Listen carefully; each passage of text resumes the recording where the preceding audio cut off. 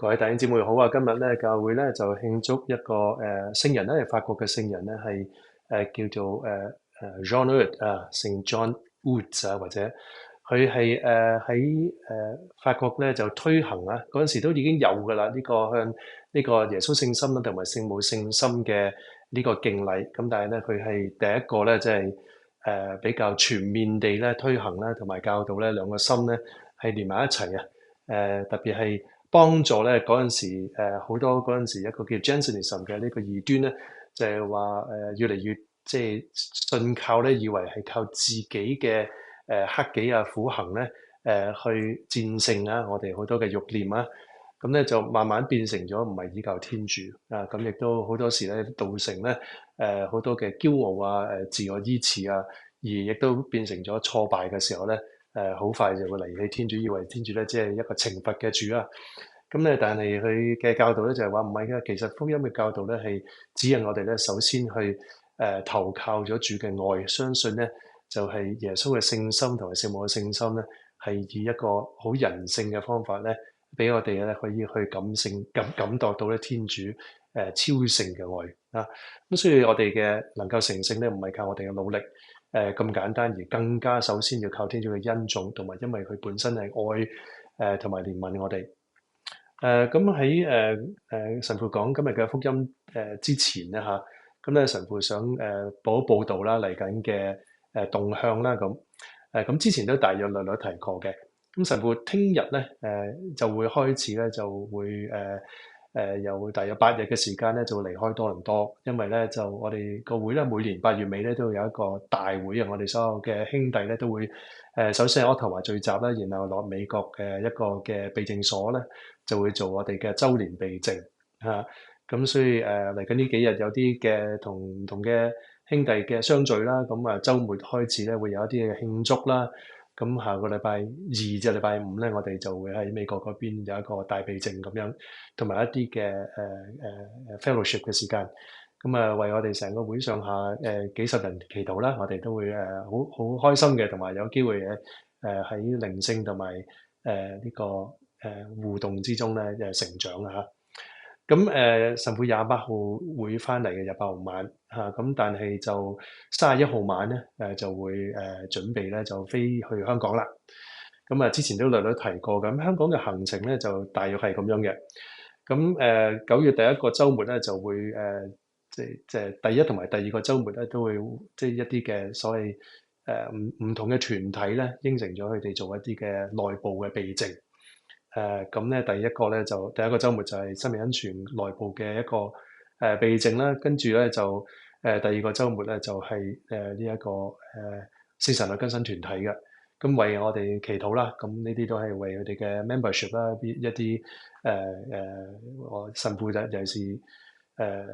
即係去到每一度咧，想鞏固翻某一啲嘅合作伙伴咁樣嚇。咁第一個公開嘅活動咧，就會係喺呢個9月14同15號晚上嘅，咁係7點至9點咧，會喺呢一個堅尼地城嘅約翰保祿二世呢個恆久朝拜聖體嘅中心啊。咁應該都已經登咗出嚟㗎啦，我唔知使唔使登記啊？淨係因為嗰度位置有限咧，如果大家去過嘅話。咁此後咧，神父就會去咗吉隆坡嘅，呢個17至23號，會喺嗰邊咧做一個又係佢哋嘅一個神恩復興組別嘅一個嘅避靜啦咁。咁如果係喺吉隆坡嘅教友咧，咁都有機會喺嗰邊可能會見到面嘅，我都唔係好知道我會喺邊個堂區，好老實講，因為嗰邊安排嘅。咁跟住咧25、26、27號咧，神父就會喺澳門嘅花地瑪堂，咁同張神父、李神父佢哋嚇。咁如果喺澳門嘅朋友都歡迎啦，佢哋特別26號嗰日咧，就會有一個堂區嘅小型避靜。咁嗰個亦都係假日嚟嘅，假日嘅週末一個中秋節嚇，25、26嗰2日嚇。咁如果你唔係行開去旅行嘅，咁又喺嗰頭嘅，咁可能喺嗰度見面啦嚇。咁跟住29號晚，9月29號晚咧，就會喺呢一個塘尾啊，即係石硤尾嗰度嘅聖方濟各堂咧，夜晚咧呢個 Mercy Hong Kong 咧有個 event 嘅，咁係就冇彌撒嘅，淨係朝拜聖體同埋呢個聖體治癒。之前講14、15係呢個約翰保祿二世中心嗰個都係呢個，但係嗰個就有彌撒嘅同埋聖體治癒。咁但係呢個19號呢個咧，sorry 呢個係29號嚇29號呢個咧就係淨係得聖體朝拜聖體同埋聖體治癒嘅。咁亦都係因為Mercy Hong Kong 咧，佢哋服務好多非教友啦，咁所以係一個為特別呢啲邊緣人士啊，或者呢個露宿者啊，或者種種特別需要嘅人士咧，為佢哋祈禱啦，求釋放啦，同埋治癒嘅。咁嗰度應該都其他人都可以去嘅，以我所知啊。咁就跟住咧，喺10月3號同4號咧，就會喺呢一個進教之友堂嗰度咧。會有一個公開嘅活動，咁以我所知咧，個報名都已經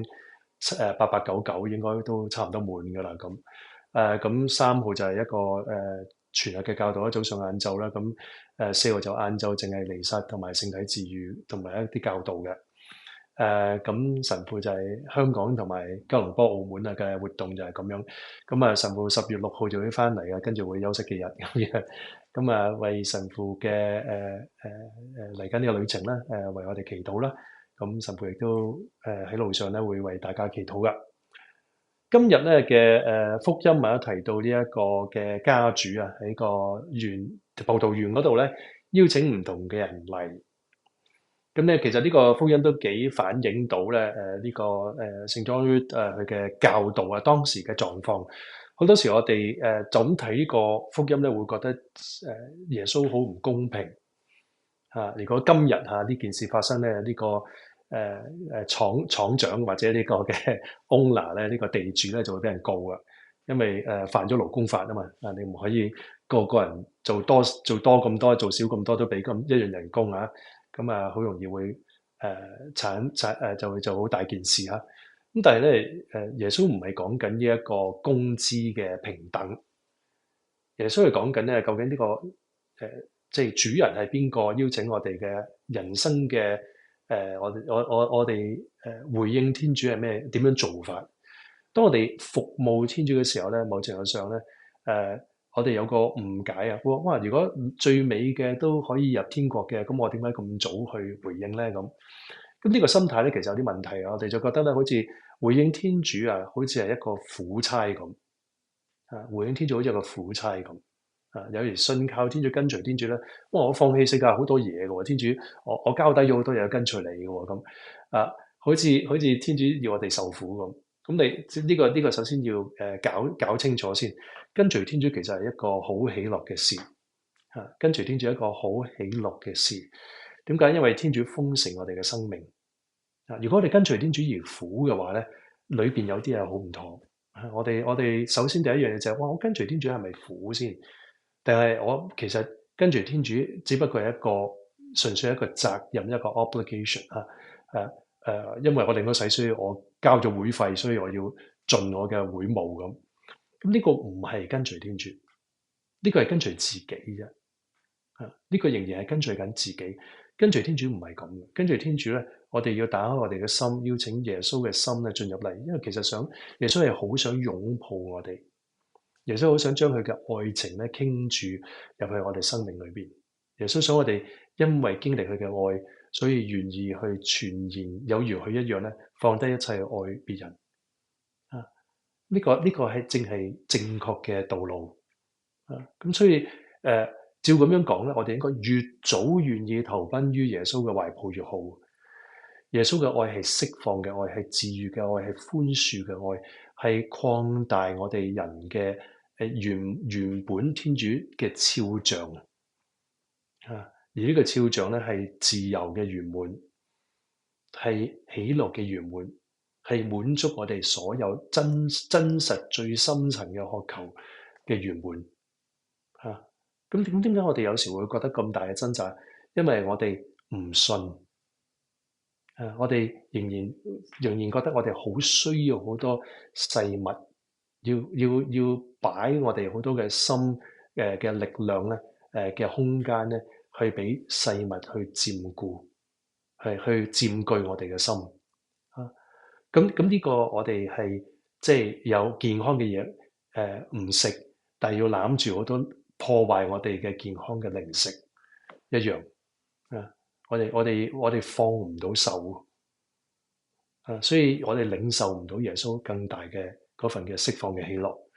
啊！咁所以呢個要搞清楚啊！葡萄園嘅工作好似哇，佢話一天嘅苦啊，12個鐘頭啊，同埋呢個熱呢個太陽嘅酷熱啊，成身流晒汗。咁呢個係點解會覺得係咁樣啊？因為我哋覺得為耶穌服務係好似咁樣，但係佢忘記咗你有得做，係參與天主嘅工作係一份福分啊！我哋參與天主嘅工作，能夠去祝福別人，因為我哋仿效耶穌嘅教誨咧，去愛去寬恕別人係一份釋放啊！當我哋睇唔到呢份釋放，覺得理所當然嘅時候咧，我哋又覺得我點解要咁樣做俾其他人啊？就會變咗係一個交易，係一個人哋值得我哋俾佢，忘記咗我哋係唔值得耶穌愛啊！咁我哋又翻去轉頭啦，所以就係話說回來咧，就係我哋所有嘢都係禮物啊，得到寬恕係禮物，我哋唔值得天主寬恕，但係天主白白首先甘願去愛我哋、寬恕我哋、填補我哋、提升我哋、充滿我哋、豐盛我哋，所以白白我哋得來嘅，我哋要白白俾別人啊！世界就教導我哋要斤斤計較，耶穌話冇得計較。冇得計較，我唔計較去愛你，你唔可以計較去愛別人。當我哋諗通咗呢一點，願意擁抱咧，一切都唔同晒。嗰份嘅快樂，見到無條件地可以豐盛別人，即使別人係唔願意接受，我慢慢去將佢交託俾天主，願意去繼續內心裏邊為佢祈禱陪同。終有一日喺天主嘅時間，佢會轉變啊！而如果佢回應喺我哋有生之年，見到佢哋回應開放經歷天主咧，哇！內心嘅嗰份釋放無比嘅快樂，無比嘅快樂，亦都提升翻我哋同樣願意白白被天主愛釋放嗰份嘅喜樂，嗰份嘅自由咧，係更加豐盛10倍100倍。呢個係天國嘅愛，係天國嘅愛。所以今天咧，我哋亦都特別與呢個聖 John 一齊去感恩耶穌，你嚟到喺我哋當中，你以呢份無比嘅愛，你嘅至聖之心咧，去為我哋揭示聖母佢嘅無玷之心咧，向我哋去擁抱俾我哋睇到天主以愛去得勝，我亦都願意被天主愛着